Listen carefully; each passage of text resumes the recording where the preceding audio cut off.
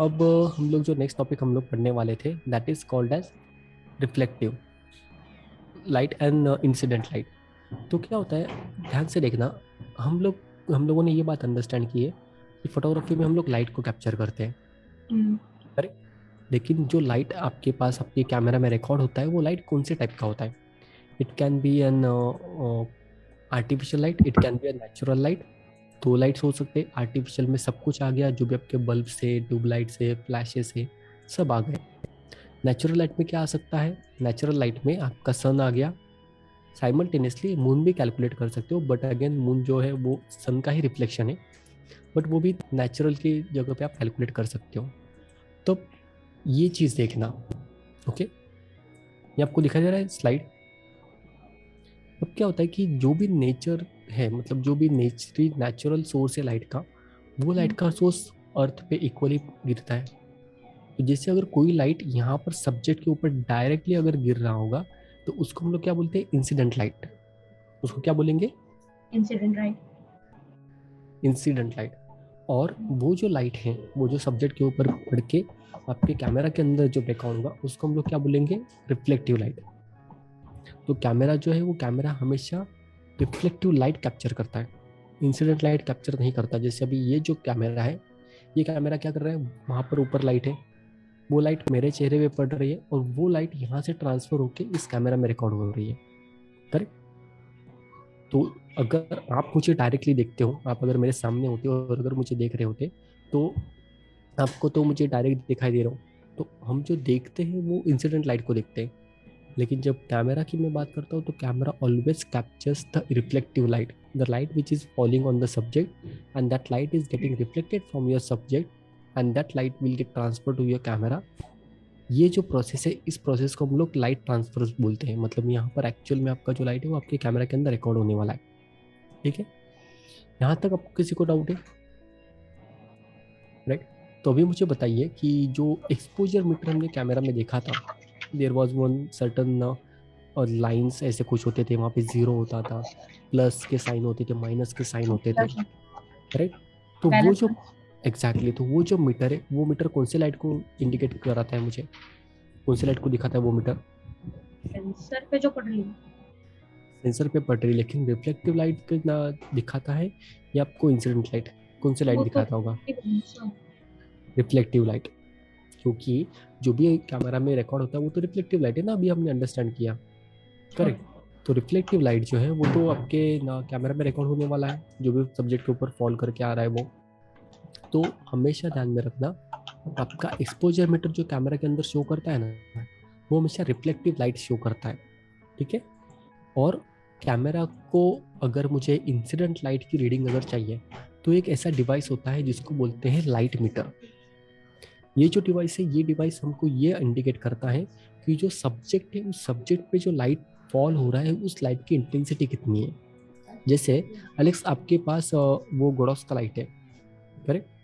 अब वो गोडॉस का जो लाइट है उस लाइट की इंटेंसिटी आप कम ज़्यादा कर सकते हो, 0% से लेकर 100% तक कम ज़्यादा कर सकते हो आप, राइट। अगर आपने उसका इंटेंसिटी 100 रखा है, मतलब फुल पावर पे लाइट आपका चल रहा है, तो बट ऑब्वियस लाइट आपके चेहरे पे बहुत ज़्यादा गिरेगा, बहुत ज़्यादा ब्राइट एरिया होगा।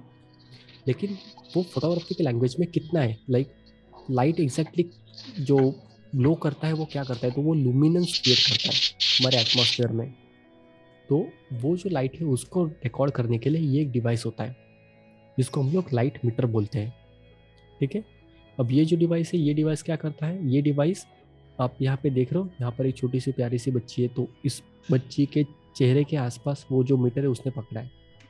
तो जब भी आप किसी मॉडल का शूट कर रहे हो या किसी इंसान का शूट कर रहे हो तो ये प्रो मेथड है जहाँ पर आप इस मीटर को, ये जो व्हाइट कलर का आपको पार्ट दिखाई दे रहा है, ये वाला व्हाइट कलर का पार्ट, ये पार्ट ना लाइट सेंसर होता है।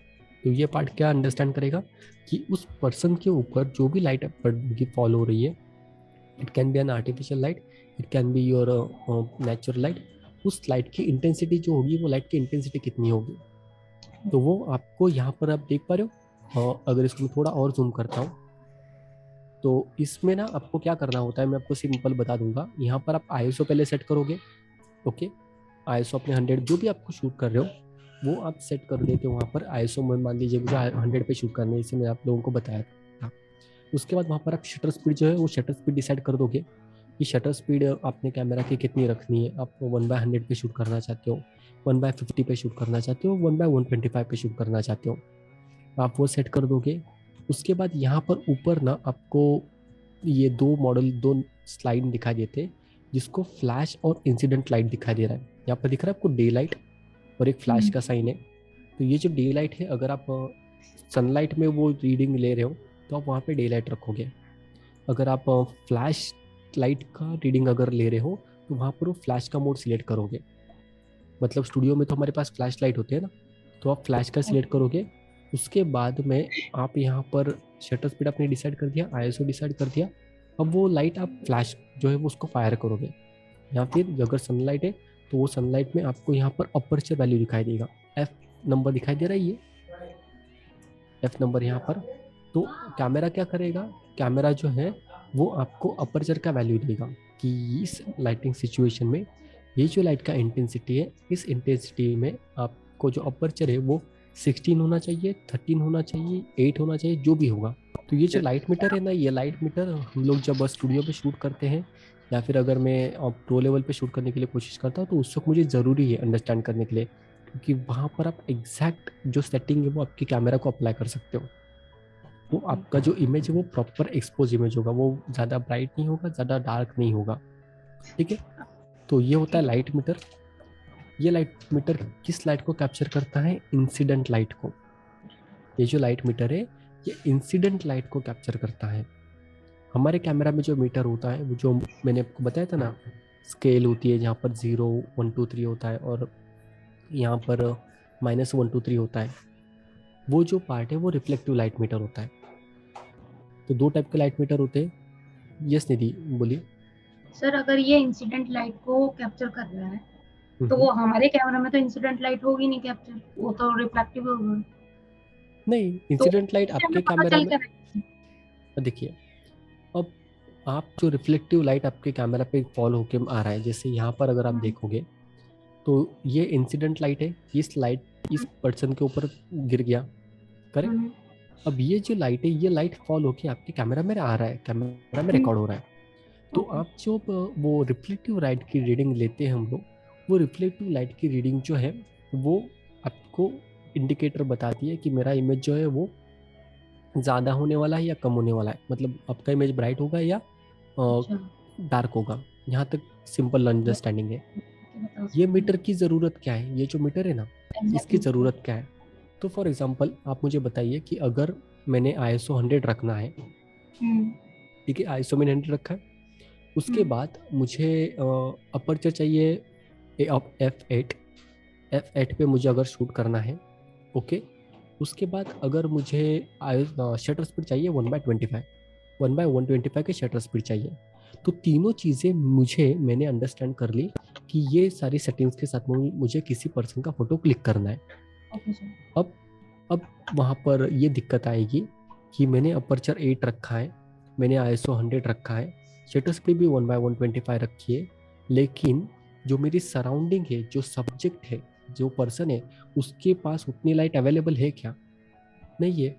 कब उससे ज़्यादा हो सकती है, कम हो सकती है। तो इसके लिए स्टूडियो में जो फ्लैश लाइट होते हैं ना, वो स्टूडियो में जो भी फ्लैश लाइट्स होते हैं वो लाइट्स की इंटेंसिटी आप कम ज़्यादा कर सकते हो। तो आप क्या करोगे, आप पहले आपका अपर्चर डिसाइड कर लोगे, तो उसके हिसाब से आप जो सराउंडिंग की लाइट है ना, उस सराउंडिंग की लाइट को कम या ज़्यादा कर सकते हो। तो स्टूडियो में जो भी फ्लैश लाइट वगैरह होते हैं, जो हम लोग फ्लैश फायर करते हैं, वो उसी हिसाब से एडजस्ट करते हैं, ताकि अगर बाहर का जो इन्वायरमेंट है डार्क है तो वहाँ पर मैं एक्स्ट्रा लाइट फिलअप करूँ, वो एक्स्ट्रा लाइट फिलअप करके मुझे जो अपर्चर चाहिए, मुझे जो सेटिंग चाहिए, उस सेटिंग्स के साथ में मैं फ़ोटो क्लिक कर सकता हूँ। तो इन शॉर्ट हम लोग यहाँ पर जो एक्सटर्नल लाइट है उसको बैलेंस करने की कोशिश करते हैं। तो ये जो दोनों मीटर है ना, ये दोनों मीटर हमको बहुत ज़्यादा अच्छे तरीके से समझना है। इंसिडेंट लाइट मीटर आप ज़्यादातर स्टूडियो में शूट अगर कर रहे हो तो बहुत ज़रूरी है, क्योंकि स्टूडियो में शूट करते वक्त प्रॉपर एक्सपोजर मिलना बहुत ज़रूरी है। आउटडोर में अगर आपको, देन आप रिफ्लेक्टिव लाइट मीटर है उसको यूज़ करके भी इमेजेस क्लिक कर सकते हो, क्योंकि वहाँ पर आप हर जगह पे ये लाइट मीटर लेकर जा नहीं सकते। और ये जो लाइट मीटर होते हैं ऑलरेडी कॉस्टली भी बहुत ज़्यादा होते हैं।